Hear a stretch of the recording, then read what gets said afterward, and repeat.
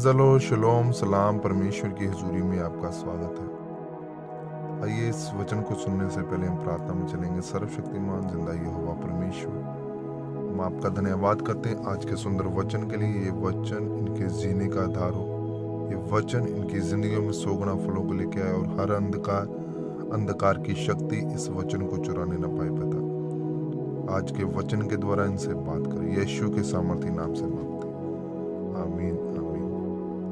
आइए आज हमारा टॉपिक है अपनी पवित्र वस्तु को सुरक्षित रखें। आइए हम पवित्र बाइबल में से पढ़ेंगे फिलिपियों 1 बाब उसके 5 से लेकर 6। इसलिए कि तुम पहले दिन से लेकर आज तक सुसमाचार को फैलाने में मेरे सहभागी रहे। मुझे इस बात का भरोसा है कि जिसने तुम में अच्छा काम आरंभ किया है वही उसे यीशु मसीह के दिनों तक पूरा करेगा। मेरे प्यारे अजीजों, अगर परमेश्वर ने आपको एक विश्वासी करके बुलाया है तो वो आपकी जरूरतों को भी पूरा करेगा। वह आपके जीवन में स्वर्गीय सहायता को भेजेगा। पर बाइबल को एक टोटके की तरह नहीं पढ़ना कि जब मर्जी आप बाइबल खोले और उसके वचन को 100 बार या 1000 बार बोले तो आपको ठीक हो जाओगे। आप जब तक बाइबल के वचनों को मानोगे नहीं, उन पर चलोगे नहीं, तब तक परमेश्वर आपको चंगा नहीं करेगा। जिस तरह आज के विश्वासी कहते हैं कि परमेश्वर तेरे वचन में लिखा मत्ती 7:7 में लिखा कि मांगो तो तुम्हें दिया जाएगा। लोग मत्ती 7:7 तो पढ़ लेते हैं लेकिन मत्ती 7:6 को नहीं पढ़ते, जिसमें लिखा है कि अपने पवित्र वस्तुओं को कुत्तों को मत दो और अपने मोती सूअरों के आगे मत फेंको। ऐसा ना हो कि वह उन्हें पांव तले रोंदे और पलट कर तुमको फाड़ डाले। इसलिए परमेश्वर कहता है कि जो मांगता है वो पाता नहीं है। क्योंकि तेरे अंदर सूअर का, कुत्ते का आत्मा काम करता है। कुत्ता जब उल्टी करता है सब उसे फिर खाने चला जाता है। सूअर को नहलाने पर भी वह वापस कीचड़ में ही चला जाता है। अर्थात आप लोग परमेश्वर में आकर भी वही अपने पुराने कामों में चले जाते हैं। लेकिन अगर आपके अंदर कुत्ते और सूअर का आत्मा नहीं है तो आप जो भी कुछ परमेश्वर से मांगोगे वो ही पाओगे। जब आप परमेश्वर से प्रार्थना करोगे, तो जब आप खटखटाओगे तो वचन कहता है कि आपके लिए दरवाजा खोला जाएगा। मेरे प्यारे अजीजों, पौलुस फिलिपियों की कलीसिया को कहता है कि सुसमाचार फैलाने के लिए तुम मेरे साथ रहे हो। तुम लोगों ने मेरे साथ काम किया, इसलिए अब मेरा परमेश्वर उन चीज़ों का अंत करेगा जो आपकी परेशानी है। अगर आप सुसमाचार फैलाने के लिए परमेश्वर के साथ हो तो परमेश्वर आपके हर एक जरूरत को पूरा करेगा। लेकिन अगर आप 3-4 साल से चर्च आ रहे हैं और अभी तक आपके केस अपने समस्याओं के लिए आ रहा है, तो इसका मतलब है आप परमेश्वर के राज्य के बारे में, उसके सुसमाचार के बारे में नहीं सोच रहे हो।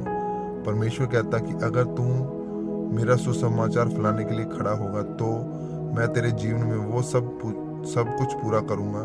आपकी वो थोड़ी चिंगाई पूरी चिंगाई में, आपकी वो थोड़ी आशीष पूरी आशीष में बदल जाएगी।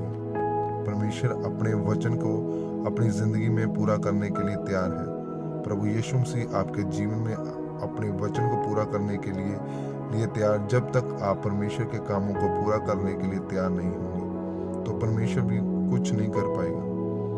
मेरे प्यारे अजीजों, आज लोग मांग कर थक जाते हैं कि परमेश्वर आपके वचन में लिखा है कि मांगो तो दिया जाएगा, पर तो मांगता तो हूँ पर मुझे मिलता क्यों नहीं है। परमेश्वर कहता है कि कुत्ता मत बनो और ना ही सूअर बनो। आप कुत्ते को जब भी खाना दोगे वो खाता है, जब तक उसका पेट फुल नहीं हो जाए वो खाना नहीं छोड़ता। हर एक विश्वासी जिसका अपने पेट पर कंट्रोल नहीं है वो परमेश्वर से मांगे पर पाएगा नहीं। आप जो कुछ बोगे नहीं वही आप काटोगे नहीं। एक औरत थी जिसने अपने पहले बच्चे को जन्म दिया तो वो अपाहिज था। उसी तरह दूसरा और तीसरा और चौथा बच्चा भी अपाहिज जन्मा। वो सोचती थी कि शायद यह परमेश्वर की मर्जी है कि मेरे बच्चे अपाहिज हो रहे हैं। जब वह चर्च में गई तो पास्टर ने बोला कि जो कुछ आप धरती पर नहीं बांधोगे वह शैतान के लिए खुला ही रहेगा। फिर वो घर गई, फायर प्रेयर की और उसने कहा कि परमेश्वर जो भी शैतानी व्यक्ति इन कामों के पीछे आप अपने कोड़े से उसे मारे। वो उसे इस तरह लगातार प्रार्थना करती रही फिर उसने रिश्तेदारों की एक औरत अपने आप ही उसके पास आकर कहने लगी, मैंने ही ये काम किया था। और एक ही दिन औरत ने अपने आप को उसके पास आकर कहा कि मैंने ही ये काम किया था। और अगले ही दिन प्रार्थना के बाद उसके चारों बच्चे चलने लगे।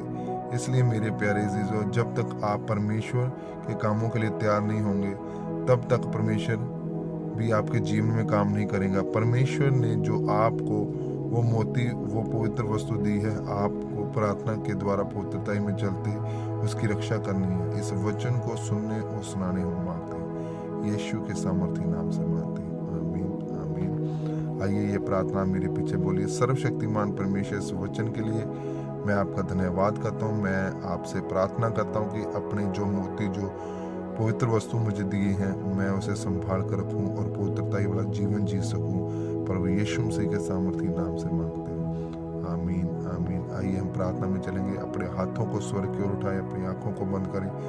सर्वशक्तिमान जिंदा यहोवा परमेश्वर, हम आपका धन्यवाद करते हैं इस वचन के लिए।